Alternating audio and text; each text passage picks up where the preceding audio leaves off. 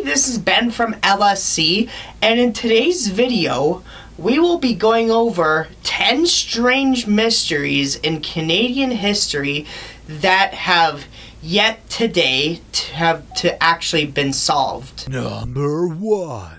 In the first mystery, there was a mysterious death of a young girl in Sante-Marie de Forteville, Quebec. The young girl that has died from the mysterious incident was none other than 10-year-old Aurora Gagnon, who died on February 12, 1920.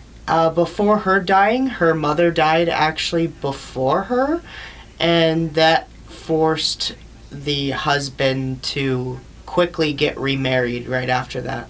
At this point, no one can figure out how she died and the complete cause or motivation behind her death. The only thing that was found on the body were signs of blood poisoning and cuts and bruises showing signs of abuse. So the question is, what did you guys think happened? Number 2. Next up, we have the mysteries of the unknown land of Vinland. Now, thousands of years ago, at the end of the Dark Ages in human history, there was a big story and rumor going around from Vikings and other explorers of a abundant, lush land called Vinland. Now, for years, a lot of historians believe that Vinland was originally a myth, but there was actually uncovery of a bunch of old ancient Viking settlements that were discovered in Newfoundland, Canada. Fun fact, did you guys know that the Vikings actually found and settled in North America a lot earlier than Christopher Columbus did? Now, the origin story of Vinland actually came from an Icelandic group going all the way back to southern Greenland, where they went off to actually explore different parts of the Atlantic. Other than finding sites of old Viking settlements in Newfoundland, as well as other parts in Atlantic Canada, the actual historical area and encounters and documents of Vinland still remains a mystery to this day. Where do you think Vinland is? Number 3. Next up, we have the mysterious character of Jerome, the man of Baie, Sante-Marie. One of the biggest historical mysteries in the province of Nova Scotia was finding the original and true identity of a man named Jerome. On September 8th, 1863, a man with amputated legs was found at a beach at Sandy's Cove. Now, Jerome was taken in by Acadians by Sante-Marie Baie. Most of Jeremy's life after he was taken from the beach was in complete silence with the Acadians until his death, with some of the members only figuring out his name from what he would actually whisper to himself. Now, the original identity of this man still remains a mystery,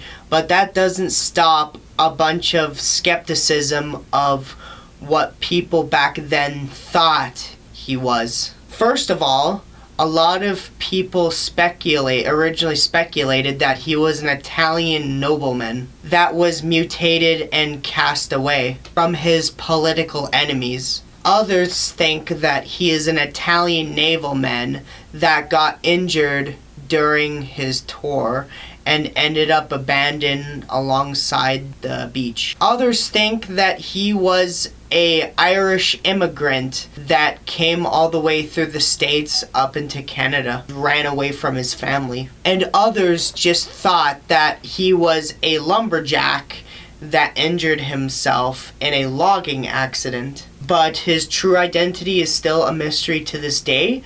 But I want to hear what your guys' opinion is on Jerome, Who do you think he is? Leave your comments down below. Number 4. Next up, we have the unsolved death of William Robertson. Now, William Robertson is a black American that immigrated into British Columbia years leading up to the events of the American Civil War. In 1868, he moved all the way over to Salt Springs Island in British Columbia. William was one out of 3 residents that were victims of a targeted murder. The suspects of those murders still remain a mystery to this day. Now, a lot of people, when the murders were investigated, did get falsely accused, and one person did get hung, but there was new evidence that the people that were falsely accused actually did not commit the murders. So with a lot of contradictory evidence, no one really knows who murdered these 3 men and who killed William Robertson. Who do you think killed William Robertson? Number 5. Next up, we have the first discovery of Klondick gold and the gold rush in Yukon. In August of 1896, there was a group of 4 people that were trying to find gold alongside the Klondike River. The first group actually included an American miner, First Nations man in the Yukon Territory, his sister, and his nephew. Now, there's a lot of conflicting information on who the actual identity is of all 4 of these people. All we know is the general description, but that's the only extent of it. There's also conflicting information on which one out of the 4 people actually discovered it first. But one of the 4 people in the group actually did notice glitter in one of the parts of the river, digged it out, and ended up finding chunks of gold near the edge of the river, between cracks in rocks. That original group ended up striking rich just from their original foundings. What they didn't know is that this group's discovery of the gold actually sparked one of the biggest gold rushes in history of the Yukon territories, with multiple people traveling from different areas of the world just to have a chance of mining more gold from the Klondike River. And it sparked a lot of attraction actually into and it was one of the first instances that attracted a lot of attention in the Yukon and made Dawson one of the largest towns in the area at the time. But despite making history and discovering the biggest gold rush, no one can pinpoint the identity of the original people that found the gold. What do you think?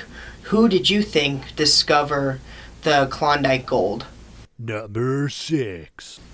Next up, we have the Redpath mansion mystery in Quebec. Now we have another murder mystery in Quebec.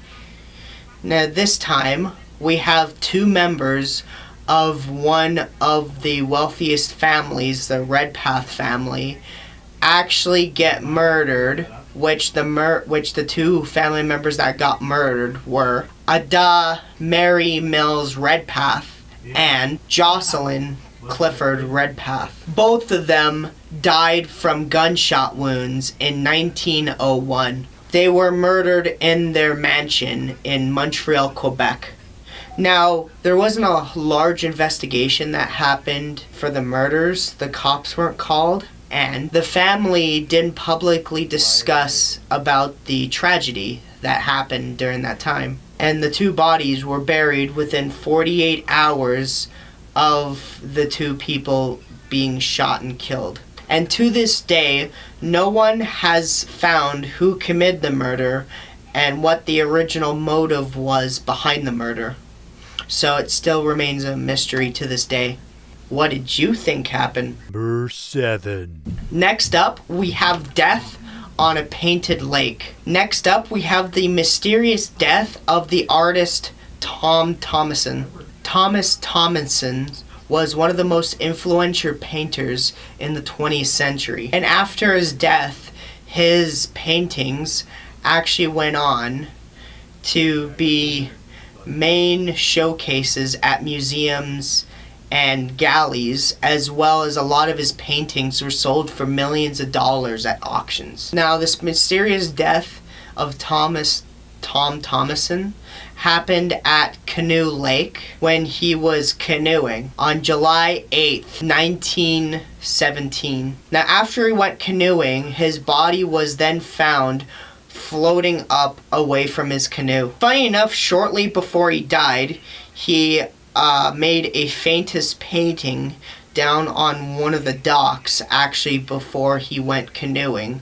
where he was basically just standing along kind of to the side by the docks, where he was facing down the lake. The cause and circumstance of his death is still unknown to this day. Some people think that his canoe hit something and he toppled over and drowned. Some say that he was murdered and dumped into the lake, but nobody knows for sure. That's why his death still remains a mystery to this day. But what did you think happened? Number 8. Next up, we have the Massacre of the Black Donnellys. Now, in February of 1880, in the township of Lucan, Biddulph, Ontario, the Donnelly family was slaughtered by an armed mob out of nowhere. Now, the Donnelly family actually originally immigrated to Canada from Ireland in the 1840s and settled on land close to London, Ontario. The family did have a history of conflicts with a lot of the local people in the area. Some involved being investigated in a murder, being accused of different crimes and land disputes. Now, in the end, the Donnelly's family home ended up going into flames and arson, and they all got burned to the ground with all the family members inside the house. Now, despite eyewitnesses and investigations and court cases, there was nobody in the township that was actually accused of the murder in court. So the real question is, did the community take the family's life into their own hands for their own justice? Did the justice system fail and become biased? Or was there another group that came through Ontario that decided to take out the Donnelly family? Nobody knows. What did you think happened to the Donnelly family? Number 9. Next up, we have the explosion of the Kettle Valley Line. Next mystery we have is the explosion of the Kettle Valley Line. Now, the explosion ended up causing the death of a figure named Peter Virgin. Now, Peter Virgin was part of a Russian religious group named the Dukhabas, if I pronounce that right. Their community ended up building a massive communal empire from their members. Now, on October 29th, 1924, Peter, along with 8 other members on the rail cart on the Kettle Valley Line, ended up dying from the explosion that completely ripped apart the entire rail cart, leaving no survivors during the incident. No one knows for sure who actually attacked him and set up a trap for the rail line, if the attack had any religious or political motive, or if Peter just generally had a bad standing in Western Canada in general. For that, nobody knows. But what did you think happened? Number 10. Next up, we have the Franklin mystery of both adventure, life, and death in the Arctic. In 1845, 2 English ships that were under the command of John Franklin were actually on a quest to explore the Canadian Arctic. in both for a search of the Northwest Passage to increase trade, and also for a scientific discovery of studying the environment of the Canadian Arctic at the time. What ended up happening was that both ships and the entire party of 129 crewmen ended up just completely disappearing out of nowhere, never to be seen again. For 160 years, a bunch of countries all over the world, including Canada, went on an adventure to actually try to find the two ships that went missing in the Canadian Arctic, with no success to be found. However, Canada did have 2 search party projects in both 2010 and 2014, where they would use modern underwater technology that they previously explored and used for deep, wrecked ships underwater. Now, using this technology, Canada was able to actually successfully find evidence way at the bottom of the Arctic Sea of the 2 ships that ended up sinking. But despite still finding the evidence of the 2 ships, it still remains a mystery how the ships ended up sinking, what happened caused the incident and killed all the crewmen. No one can find definitive evidence yet on what happened to both of those ships in the Arctic. What did you think happened to 2 of Franklin's ships? If you have an idea, you can comment what you think happened down below. Anyways, that is all of the 10 unsolved mysteries in Canadian history. Thanks for watching. If you want more awesome list videos like this, then make sure you absolutely destroy that subscribe button, like and comment on what you want and ask what you want us to do next. And make sure you hit that notification bell to get up to date on all the future content that we post on this channel.